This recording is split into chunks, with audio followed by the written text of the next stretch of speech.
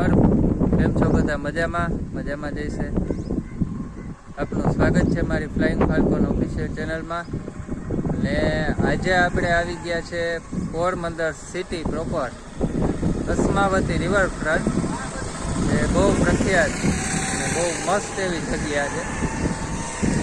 બરાબર, અહીંયા મોસ્ટ અહીંયા તો સાંજે એવું નહીં, સવારથી બપોર સાંજ રાત્રે બધા પબ્લિક હોય જ. તમે ગમે તો અહીંયા આવો, તમને એકલું તો લાગે જ નહીં. આ જગ્યા એવી છે, બહુ મોટો છે. તમારે વાહન લઈને આવવું પડે તો જ તમને મજા આવે. બાકી તમને કોઈ એકલું નહીં લાગે. અહીંયા ગમે ત્યાં તમે આવો, તમને માણસો જળશે. બહુ સરસ એવી જગ્યા છે, અસ્માવતી રિવરફ્રન્ટ કહેવાય, નરસણ ટેકરીની બાજુમાં છે. બધા આવજો અને તમને હાલવા જેવું આગળ દેખાડો. અને અહીંયા ભાઈ બધું અંદર બગીચા જેવું છે, તમે જોઈ શકો નાના છોકરાઓ માટે. બાકી જો ઓલા બનાવેલા તંબુ આકારના ઘર ગોખલા.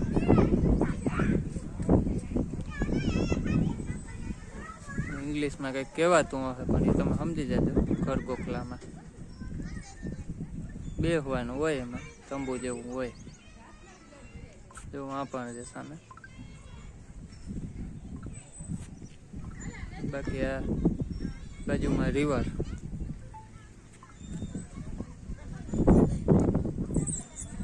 ચાલો હજી આપણે આગળ જાય.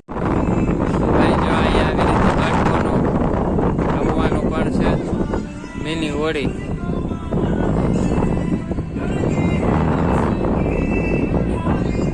બાકી આવી રીતે માંથી સ્ટાર્ટ થાય છે, સામે ગેટ છે ત્યાંથી આવી રીતે આ તમારે ગાડી લઈને જવાનું. આ રસ્તે બહુ મોટું છે.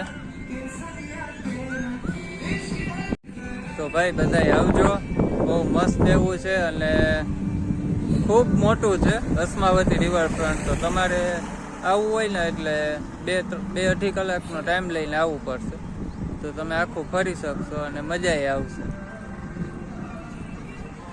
બાકી તો બહુ એન્જોય આવે, બહુ મસ્ત એવું છે.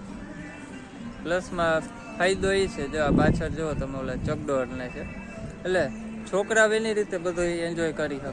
તમે બધા તમારી રીતે એન્જોય કરી શકો, ગમે ત્યાં બેસી શકો. વોકિંગ ચાલુ હોય, ઘણા લોકો વોકિંગ કરવા આવે છે, ઘણા લોકો બેસવા આવે, મૂડ ફ્રેશ થઈ જાય. ટૂંકમાં આખો દી તો કામ ધંધામાં હોય. બહુ વ્યવસ્થિત છે. જો પાછળ ચકડોળ ચાલુ થઈ ગયો.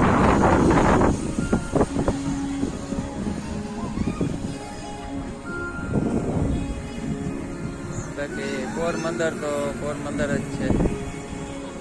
ભાઈ બધા આવજો, બરોબર. કંઈક 10-20 રૂપિયા ટિકિટ છે આગળ ગેટેથી એન્ટ્રી થાવ ત્યાં તમારી ટિકિટ લઈ લેવાની. તમારું વાહન પણ અંદર આવવા દેશે, પણ વાહન વ્યવસ્થિત પાર્કિંગમાં પાર્ક કરવાનું, કોઈને તકલીફ ન થાય એ ધ્યાન રાખવાનું. બહુ મસ્ત છે, આવજો બધાય એકવાર આની વિઝિટ તો કરજો જ. નામ છે અસ્માવતી રિવરફ્રન્ટ. ચાલો નેક્સ્ટ વિડીયોમાં આપણે મળીએ. અને વિડીયો ગમ્યો હોય તો લાઈક, સબસ્ક્રાઈબ ને શેર કરતા ભૂલતા નહીં. ચાલુ રાખજો એ સપોર્ટ કરવાનું. હાલો નેક્સ્ટ વિડીયોમાં મળીએ. મહાદેવ ડાયરા.